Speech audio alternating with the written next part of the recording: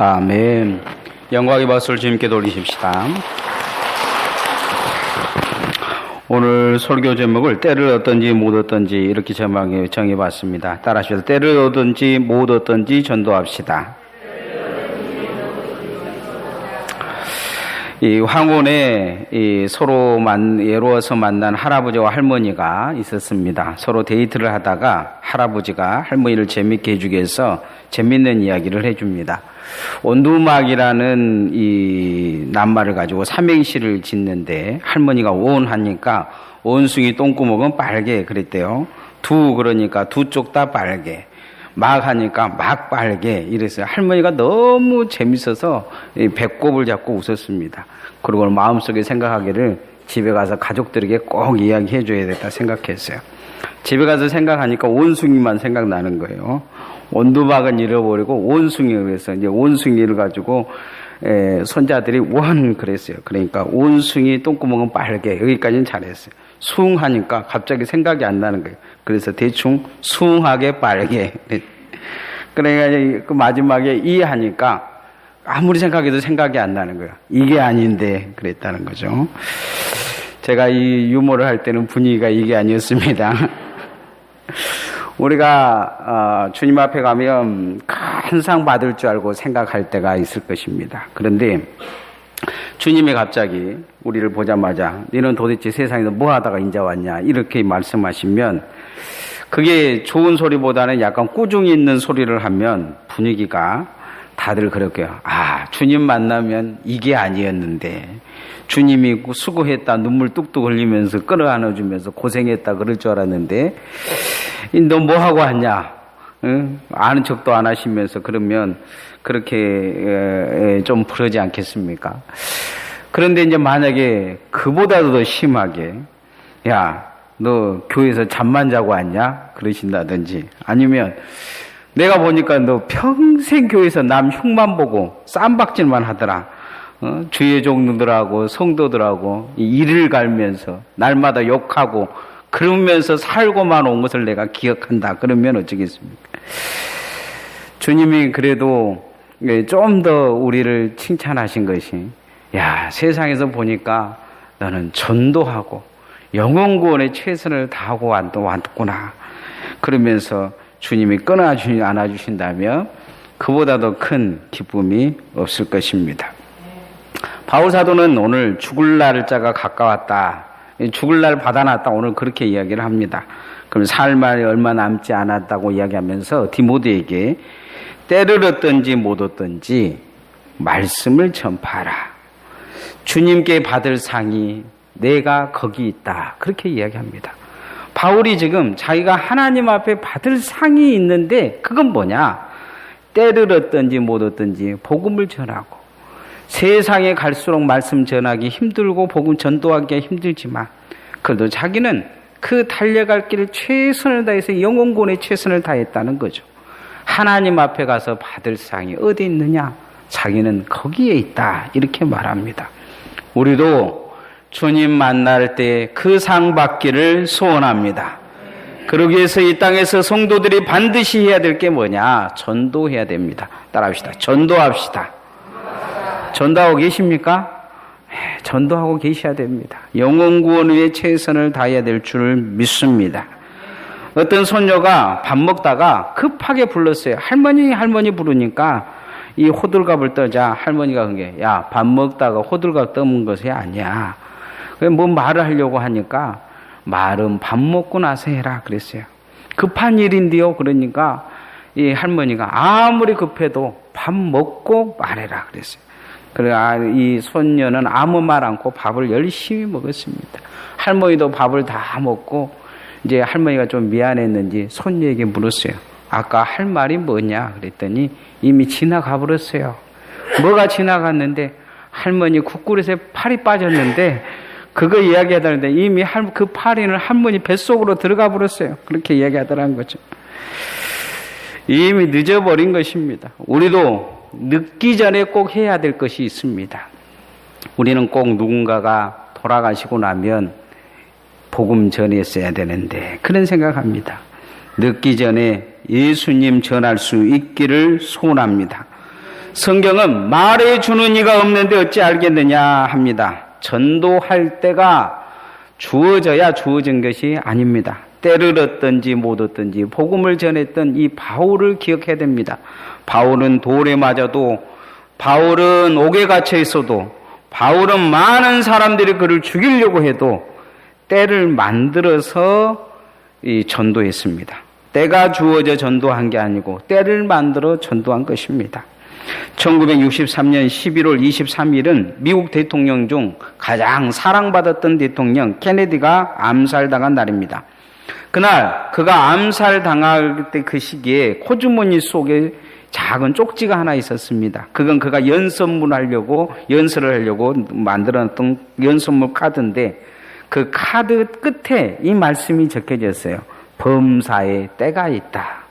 이거 뭘 하고 말을 하려고 했냐면 당시에 경제가 다 좀 힘들어지니까 지금 경제가 부흥할 때가 있는데 지금 이때가 부흥할 때다. 우리 열심히 일해보자 하려고 성경 구절을 그는 준비했습니다. 근데 정작 그 성경 구절을 준비했던 자기 자신의 미래는 준비하지 못하는 것을 보게 됩니다. 이 소식을 듣고 가장 안타까운 한 사람이 있었는데 그건 누구냐? 당시 영적인 멘토라고 불리던 빌리그레엄 목사님이었습니다. 이 빌리그레엄 목사님이 몇 달 전에 국가조창기도회에서 이 대통령 앞에서 설교를 했어요. 그 설교가 뭐냐면 대통령을 전도하기 위해서 영혼을 사모하라는 설교를 한 것입니다. 하나님의 나라, 천국에 대해서 설교를 했어요. 빌리그레엄 목사님의 이 설교를 듣고 감명을 받았는지 케네디가 이 목사님에게 잠깐 저랑 그 영혼에 대해서 한번 이야기해 줄 수 있겠습니까? 하고 부탁을 했습니다. 당시 빌리그레엄 목사님은 감기가 걸렸기 때문에 혹시 대통령의 감기가 올릴까 싶어서 다음에 이야기합시다 하고 자리를 떴다고 합니다. 이 무신론에 가까운 사상을 가지고 있는 케네디가 회심할 기회를 가지고 있었는데 놓쳐버린 것입니다. 그날 이후에 그를 다시 만나지 못했는데 이 빌리그레엄 목사님은 자기의 전기에서 일생일대의 최고의 후회가 케네디가 회심할 기회가 있었는데 그를 놓쳐버리고 그를 무신론에 가깝게 죽게 했다는 것입니다. 바울은 가장 강력한 옥구로 오늘 복음을 전하는데 어떻게 전하느냐?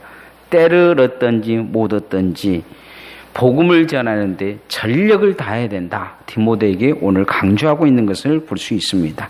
자, 1절, 2절 말씀 한번 같이 읽어보십시다. 시작. 하나님 앞과 살아있는 자와 죽은 자를 심판하실 그리스도 예수 앞에서 그가 나타나실 것과 그의 나라를 두고 엄히 명하노니 너는 말씀을 전파하라. 때를 얻든지 못 얻든지 항상 힘쓰라. 범사의 오래 참음과 가르침으로 경체하며 경계하며 권하라. 복음을 때를 얻든지 못 얻든지 전하라고 요구하고 있는 걸 보게 됩니다. 아주 강력한 말들을 앞에다 써요. 하나님 앞과 살아있는 자와 죽은 자를 심판하실 그리스도 예수 앞에 또 그 하나님의 나라를 두고 그의 재림을 두고 엄히 명한다. 이렇게 말하고 있습니다. 이 땅에 우리가 때를 얻든지 못 얻든지 말씀을 전해야 될 이유가 어디 있습니까? 오늘 이 말씀 앞에 있는 모든 낱말들은 무엇에 관한 이야기냐면 살아있는 자와 죽은 자, 천국과 지옥을 이야기하는 것입니다. 천국과 지옥이 있다는 것입니다. 하나님은 오늘 그 천국과 지옥의 믿음의 파수꾼으로 우리를 부르시고 보내시고 계십니다. 우리가 그 사명을 잘 감당해야 될 줄 믿습니다. 파수꾼에 대한 이야기가 에스겔서에 나옵니다. 에스겔을 부르면서 너를 파수꾼으로 세울 텐데 만약에 그 파수꾼이 하나님의 말씀을 제대로 전하지 않으면 그 멸망받을 사람들의 책임은 누구에게 있느냐? 그 파수꾼에게 묻겠다는 것입니다. 그러나 그 파수꾼이 말씀을 제대로 전했는데도 그들이 듣지 않으면 그 책임은 듣고 행하지 않는 자들에게 그 책임을 묻겠다. 이렇게 말씀하고 있는 걸 볼 수 있습니다. 다시 말씀드리면 내 주변에 있는 사람들의 예수 믿고 안 믿고는 전부 다 누구 책임이냐? 내 책임이라는 것입니다. 따라합시다. 내 책임입니다. 내 가족의 문제도 누구 책임이냐? 내 책임이라는 거예요. 그러나 내가 전했는데 그들이 믿지 않으면 그 책임은 그들에게 돌아가게 될 것입니다. 우리가 말씀 먼저 받고 예수 믿은 사람으로서 이 책임 잘 감당해야 될 줄 믿습니다. 바울 사도는 때를 얻든지 못 얻든지 복음을 전해라 이렇게 이야기를 합니다. 많은 사람들은 예수 믿으라는 거 하면 화낼까 싶어서 복음을 전하지 못할 때가 있어요. 화를 내도 한 번은 전해줘야 될 줄 믿습니다. 들어야 천국이 있는 것이 들어야 지옥이 있는 것을 들어야 그가 믿든 안 믿든 선택을 할 것이 아닙니까?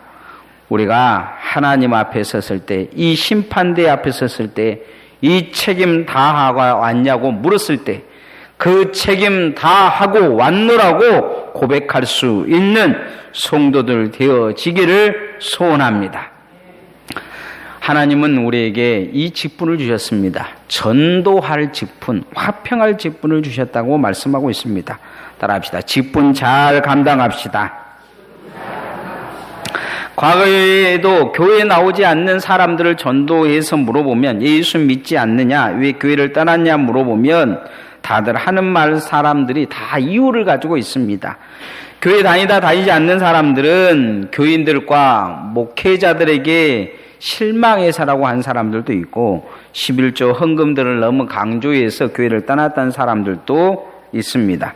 설문조사에 보면 이 포센율이 가장 높습니다. 교회 다니지 않는 사람들은 기독교만 구원이 있다고 너무 강조하기 때문에 교회에 시간을 너무 많이 투자를 요구하고 있기 때문에 다른 종교를 인정하지 않기 때문이라고도 이야기를 합니다.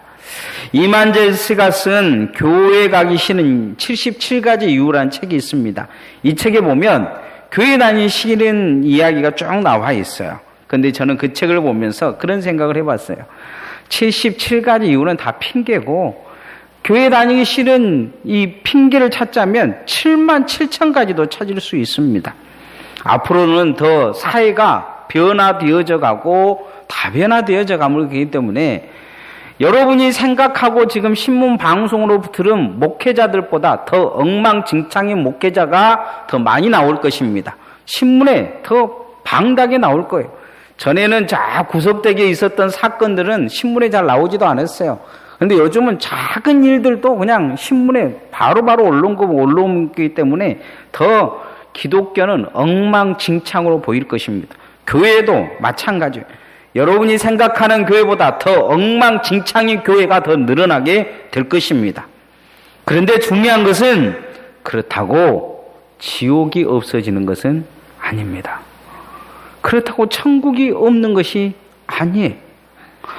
그것을 듣고 절망과 좌절에 빠지고 그것을 듣고 복음을 외면하는 모든 사람들은 다 지옥 가게 될 것입니다. 그래도 예수 그리스도를 믿고 주님 붙드는 자들이 천국 가는 것입니다. 그래서 우리는 그래도 복음을 전해야 될 줄 믿습니다. 세상에 사람들이 교회가 엉망이다, 실망이다 그렇게 이야기해도 그래도 예수 믿어야 된다고 전해야 됩니다. 왜냐하면 예수 그리스도는 우리를 천국 가게 하기 위해서 십자가 지셨기 때문입니다. 한 사람이라도 더 건져내는 것이 우리의 일이요 교회가 해야 될 일입니다. 바울 사도는 디모데에게 시대와 환경이 발전할수록 사람들이 더 예수 믿지 않는 조건과 환경으로 바뀌어질 거라 이야기를 합니다. 오늘날의 무신론이 얼마나 발전했는지 무신론자들의 학자들을 만나면 청년들이 다 예수 믿지 않을 정도로 사상적으로 무신론이 완벽하게 무장되어 있습니다. 세상은 점점 무신론으로 가깝게 접근되고 있습니다. 이럴 때 기독교인들도 똑같은 이야기를 해요. 전도하면 한 사람으로 복음을 전할 줄 아느냐? 그렇지 않습니다. 한 사람이라도 건져내기 위해 우리가 힘쓰고 애써야 될 줄 믿습니다. 자, 3절에서 5절 말씀 한번 같이 읽어보십시다. 시작. 때가 이르르니 사람이 바른 교훈을 받지 아니하며 귀가 가려워서 자기의 사욕을 따를 스승을 많이 두고 또 그 귀를 진리에서 돌이켜 허탄한 이야기를 따르리라. 그러나 너는 모든 일에 순종하여 고난을 받으며 전도자의 일을 하며 내 직무를 다하라. 우리의 직무는 어디에 있습니까? 전도하는 것에 있는 줄 믿습니다. 교인들도 세상 사람들과 똑같은 이야기 할 때가 많아요. 전도하면 뭐하냐? 전도하면 뭐하는 게 아니고 전도해야 영혼 구원할 수 있을 줄 믿습니다. 전도해서 뭐하냐고 교인들이 그래요. 교인들이 그러면 자기 직무를 잃어버리는 것입니다. 교인들이 그런 교회 다닐 필요 없다 그래요. 그런 교회라도 다녀야 영혼 구원 받습니다. 하나님 앞에 교회의 사명은 영혼 구원에 있습니다. 요즘 아이들을 낳지 않다 보니까 학생 수가 적어서 학교들이 문을 많이 닫고 있습니다. 시골에 있는 학교들 중에서 그런데 특히 어떤 학교는 더 유명한 학교가 되어버린 학교가 있습니다. 명문고가 되어지는 학교도 있어요. 저기 경남에 있는 거창고 같은 경우에는 최고의 한국의 명문고로 지금 나타나고 있습니다. 왜 이런 명문고들이 나타나느냐? 학교의 기능을 제대로 살린 학교가 나타나는 것입니다. 요즘 대도시 학교에 가보면 고등학생들 같은 경우는 거의 아이들이 학교에서 잠을 잔다고 해요. 학교에서는 자고 집에 가가지고는 새벽 4시까지 과외를 받습니다. 보통 100만 원에서 많게는 500만 원까지 그 과외를 시킨다고 해요. 그러니까 이 아이들이 자율학습을 하고 집에서 밤 10시에 가가지고 집에 돌아가면 그때부터 새벽 4시까지 과외를 하는 거예요. 그러고는 다시 학교 와서는 뭐하냐? 잠을 자는 것이죠. 도시에서 가장 인기 있는 학원 강사가 어떤 학원 강사냐? 매 때리는 강사라고 해요. 좌우지간 애가 공부하냐면 귀싸대기를 막 때리던지 그러면 그런 과외 선생님들한테는 돈 싸들고 와서 부모들이 내 아이들 좀 가르쳐달라고 이야기한다고 합니다. 그러면 그 학원 강사가 시험 봐가지고 공부를 가르칠 수 있는 아이들만 가르치고 아닌 애들은 돈 많이 싸들고 와도 안 가르쳐 준다고 해요. 세상에 학교에서는 한 대만 때려도 경찰에다 고발하고 그 난리를 치면서 자기 아들 두들겨 패는 학원 강사한테는 돈 싸들고 가서 빌면서 가르쳐달라고 하는 이 요지경 세상, 요상한 세상을 우리가 살고 있습니다. 왜 이렇게 되었습니까? 학교가 기능을 잃어버렸기 때문입니다. 그런데 교회도 기능을 잃어가고 있습니다. 교회의 가장 큰 기능은 뭐냐? 영혼을 구원하는 것입니다. 전도하는 것입니다. 성도들도 기능을 잃어가버리고 있어요. 교회 와가지고 성도들이 이것저것 옳은 것을 잘 따진 것이 진짜 믿음 좋은 성도인 줄 알아요. 자기가 믿음 좋은 줄 알아요. 그렇지 않아요. 성도는 어떤 성도가 믿음이 좋은 성도냐? 영혼 구원에 전력하는 성도가 믿음 좋은 성도입니다. 이단들을 보십시오. 목숨 걸고 전도합니다. 자기들 가지고 있는 것이 진리는 양 최선을 다하는 모습을 볼 수가 있습니다. 오늘날 교회가 이단에게 시달리는 이유가 뭡니까? 이단보다 못하기 때문입니다. 교인들의 생각이 이단보다 못해요. 교인들은 교회에 대해서 욕은 실컷 해대면서 정말 교회가 교인다운 이 일은 하지는 않습니다. 교인다운 일이 뭡니까? 한 사람이라도 영혼을 건져내는 것이 교인들이 해야 될 일입니다. 교회의 직무는 복음을 전하는 것이요, 성도들의 직무는 영혼 구원하는 것입니다. 우리가 그 책임을 잘 감당하기를 소원합니다. 주님 앞에 가면 먼저 물어보실 것이 이것입니다. 네 책임 다 하고 왔냐? 물어볼 거예요. 무엇하고 왔냐고 물어보실 것입니다. 그럴 때 주님 생명 걸고 복음 전하다가 주님 일하다 돌아왔느라고 고백할 수 있는 우리 섬김과 나눔의 교회 성도들 되어지기를 소원합니다. 그러기 위해 믿음의 싸움을 싸야 됩니다. 따라합시다. 믿음의 싸움을 싸웁시다. 존 메가더라는 미국 목사님이 쓴 값비싼 기독교란 책이 있습니다. 이 책 내용은 그런 내용이에요. 오늘날 미국의 선교 현장은 밖에 아니라는 거예요. 벌써 선교 현장은 어디로 바뀌어버렸느냐? 교회 안에 있다는 것입니다. 교회 밖에 안 믿는 사람들을 전도할 것이 아닌 교회 안에 있는 사람들이 예수 믿지 않는 사람들이 너무 많다는 거예요. 교회 안에 있는 사람들부터 전도해야 된다. 그런 책이에요. 오늘 한국교회도 이런 상황이 되어져 가고 있는 걸 보게 됩니다. 몸은 예수 믿는다고 교회에 다 와 있는데 교회는 오래 다녔는데 뭔가 복음이 잘못 적용되어져 가고 있다는 것입니다. 교회를 너무 오래 다니다 보니까 말씀을 많이 듣다 보니까 이제 복음을 어떻게 이용해 먹을 줄을 알게 된 거예요. 그래서 적당하게 복음을 이용해 먹는 것입니다. 평생 사랑받는 방법을 알아버린 거죠. 애들도 사랑받는 방법을 알면 아주 띵깡 노는데 일각에 있는 걸 보게 돼요. 마트에 가면 무조건 띵깡 나요. 그러지 않아요. 우리 아이들도 보면 찬양대회 앞에 있는 그 부모님들 보면 애들이 와갖고 돈 달라고 하잖아요. 1,000원만 그러면 그 상황에서 안 줄 수가 없어요. 이미 애들은 어떻게 하면 이 사랑받고 부모님한테 잘 뜯어내는 것을 이미 알고 있어요. 교회 다니면서 이미 그렇게 변질되어 버린 사람들이 많습니다. 어떻게 하면 목사에게 사랑받을 줄 알아요. 어떻게 하면 목사에게 관심받을 줄 압니다. 어떻게 하면 칭찬받을지도 알아요. 어떻게 하면 또 더 높아질지도 압니다.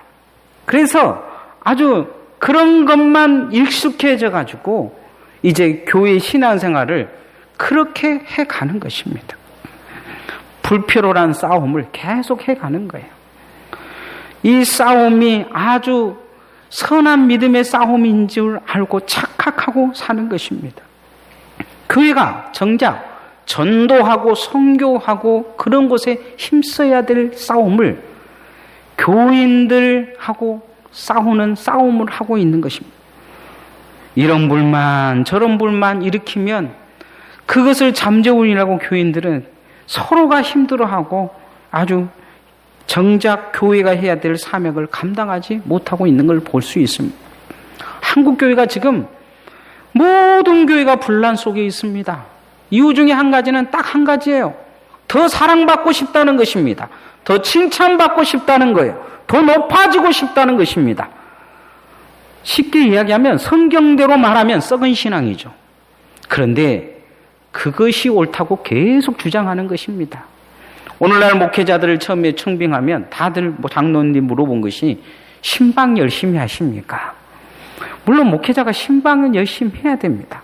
그러나 신방 열심히 하는 교회, 그 교회는 성장할 수가 없습니다. 왜요? 교인들이 그 정도의 수준으로 밖에 되지 않기 때문입니다. 사명이 없는 것이죠. 목회자가 제일 힘든 사람들이 어떤 사람들이냐? 자기만 바라보고 자기 말만 들어주기를 원하는 이런 사람들이 목회자가 제일 힘듭니다. 제일 힘들어요. 왜냐하면 조금만 다른 사람에게 눈 돌리면, 다른 사람 말을 들으면 아주 못 견디거든요. 이런 분들이 대부분 하는 이야기가, 처음에 하는 이야기가 있어요. 목사님 저는 괜찮습니다. 새신자 관리 열심히 하십시오. 그렇게 이야기를 해요. 그런데 조금만 지나보면 금방 삐쳐 있어요. 옆 사람한테 물어봅시다. 접니까? 물어보세요. 네? 여러분, 오늘날 우리가 그런 신앙 살고 있습니다. 그렇게 길들여져 버렸어요. 목회자들 다 만나서 물어보십시오. 그런 교인들이 몇 프로나 되는지. 거의 99%가 그런 교인들입니다. 사명이 없어요. 한 사람의 영혼 구원을 전도하기 위해서 날마다 눈물을 흘리며 땀을 흘리며 그런 교인이 없습니다. 이런 사람들은 관리할 필요도 없어요. 자기 관리를 스스로 하기 때문이죠. 믿음의 선한 싸움은 어떤 싸움이냐? 바울 사도는 자신은 그렇게 영혼 구원을 위해 믿음의 선한 싸움을 싸웠다. 이렇게 이야기합니다. 자기의 기준인 사명이 뭔지 사명대로 살았노라고 오늘 이야기하고 있습니다. 자, 6절에서 8절 말씀 한번 같이 읽어보십시다. 시작. 전제와 같이 내가 벌써 부어지고 나의 떠날 시각이 가까웠도다. 나는 선한 싸움을 싸우고 나의 달려갈 길을 마치고 믿음을 지켰으니 이제 호로는 나를 위하여 의의 멸관이 예비되었으므로 주 곧 의로우신 재판장이 그날에 내게 주실 것이며 내게만 아니라 주의 나타나심을 사모하는 모든 자에게는이라. 오늘 바울 사도는 자신이 죽을 날이 가까웠다 이야기합니다. 그러면서 뒤돌아보면서 뭐라고 이야기를 합니까? 사명대로 살아노라. 믿음의 선한 싸움을 싸우노라 이야기를 합니다. 믿음의 선한 싸움을 주님이 의로우신 재판장 앞에서 부끄러울 것이 없기 살았다. 그렇게 이야기를 합니다. 우리도 주님 앞에 가면 주님이 뭐하고 왔냐 하면 믿음의 선한 싸움을 싸워왔다고 말할 수 있는 성도들 되어지기를 소원합니다. 목회자들이 제일 두려워한 게 뭔지 아십니까? 주님 앞에 가면 그렇게 말하는 것입니다. 주님이 네 뭐하고 왔냐 그러면 교인들하고 싸우다 왔습니다 하는 것이 제일 두렵다고 합니다.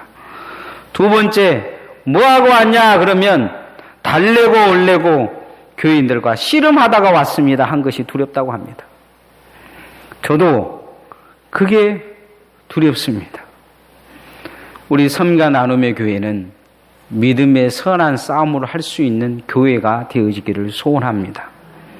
전도해야 될 줄 믿습니다. 영혼구원에 전력해야 됩니다. 여러분, 나에게 대한 관심을 끊어버리고 여러분 다른 사람의 영혼에 관심 두고 사셔야 됩니다. 언제까지 나만 바라보라고 이야기하실 것입니까? 언제까지 내 말만 듣고 살아라고 이야기하실 것입니까? 언제까지 그렇게 어린아이로 평생 살고 살아다가 주님 앞에 가시려고 하십니까? 교회는 그런 곳이 아닙니다.